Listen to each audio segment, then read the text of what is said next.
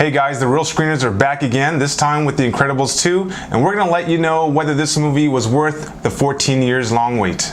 That's right. It's about time. It's about time. It's about time, man. Incredibles 2, you know. I'm a grown man, but I was still eager for this movie. I thought this was never going to happen, you know? Yeah. But Brad Bird wrote and directed Incredibles 2, just like he directed Incredibles 1 and The Iron Giant and Ratatouille. Ratatouille and the first Incredibles are two of some of my favorite Pixar Disney films. Mm-hmm. And I am happy to report that Incredibles 2 does not disappoint. The first thing that stood out to me about this movie was that it was really politically charged, politically motivated. And I don't mean like politics as far as like the president and, you know, your senators and all that, but I mean like it really talked about issues that are relevant. Right. Issues that dealt with, are superheroes the right thing for society? Do they cause more damage than good? That type of thing. Yeah, like I thought that it was kind of thrown at the audience's face, you know, like a lot of things were politically charged at the beginning of this movie. For example, you know, you have the whole debacle with the superheroes being illegal, you know, and there's issues that arise in the movie about protesting and, you know, standing up for the law, you know, and kind of like, you know, this ethical question about whether you should follow laws blindly or whether you should think about changing them for the better. And then there's like little issues in here about empathy. You know, there's a scene, and I'm trying not to give spoilers here, but there is a scene where there's like a device that's given to the superheroes that allows people that are non-superheroes to see things from their point of view, from their perspective. And so there's like a little commentary about, hey, let's see if you can see, you know, what life is like from the superhero's point of view, you know. So there's a little thing about empathy in there, which was kind of cool. Yeah, and there's even a scene where the family's discussing it, like you said. They're really discussing whether or not you should follow the law, whether the laws are right or wrong. You know, it reminded me a lot of Martin Luther King and some of his speeches, talking about just laws versus unjust laws. Oh yeah, let's get into, you know, gender roles, because this movie really plays on that as well. You know, like nowadays there's a lot of going on with women's rights, you know, and so this movie really does take kind of like the same, like you were mentioning earlier, the same plot points from the first movie. It follows a lot of the same beats, right? But it reverses them. So now you have Elastigirl, voiced brilliantly by Holly Hunter, by the way, just as good as in the first movie. You know, she's the one that is the hero, going on the typical hero's journey, right? Taking on the dangerous challenges. Don't give away too much, but yeah. And then you have Craig T. Nelson, Mr. Incredible. That's right. Yeah.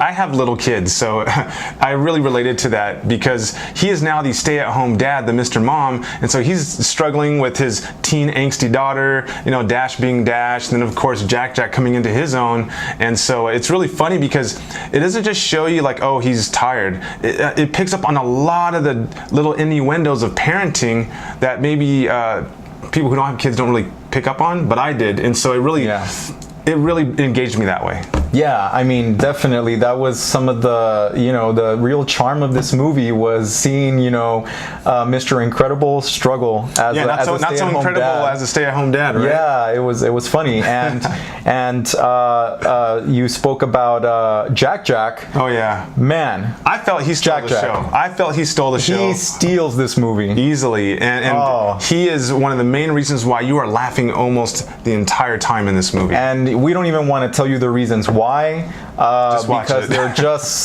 such great surprises there with Jack. But and it's interesting because I thought that maybe the characters would have aged a little bit in the second Incredibles, but they really pick up like shortly thereafter the first Incredibles. Like it literally picks up right after. So the characters haven't aged. Jack is still a baby, and wow, is he quite the baby? Yeah. You thought you had problems. Anyway, going back to the aging, you know, Dash, he looks slightly older, but that's just a real minor detail. I just thought I'd throw that out there. Yeah, definitely. Yeah, Okay. So, all right, so we're going to get into some of our final thoughts about this movie. And I'm going to start off by commenting on the villain of this movie, Screenslaver. You know, It's a weird name. the way that the villain was portrayed aesthetically was cool, and the devices that this villain uses, because I don't want to talk specifically about it, there's some cool special effects involving the use of lights, which was a standout for me.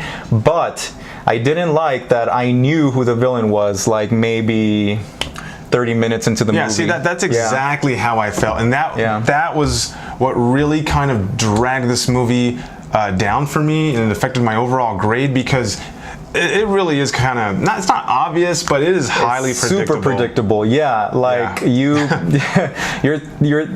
think the entire time, I know who it is. Yeah, and so for me that kind of felt hollow for me. And then when you kind of get the villain's motivation, to me I felt like they needed to develop that motivation a little bit more. So you know, it didn't really hold a lot of water for me. Yeah, that was about the only weakness that I think. But overall, you know, I really liked this movie. I really liked how it talked about how the definition of a hero is you know, vast. A hero is not defined simply by your strength or your ability to solve, you know, crime or whatever, but a stay-at-home dad can be a hero. That's right. Changing those dirty diapers is not easy. Yeah, so I like that about the movie. I really enjoyed the humor, and so therefore, here we go. Okay. Here we go. What do you think?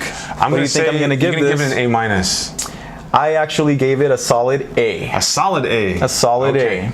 All right. I would have given it an A+ if they would have done something more clever with the villain, you know? Yeah. Okay, so pretty much I echo the same points you have.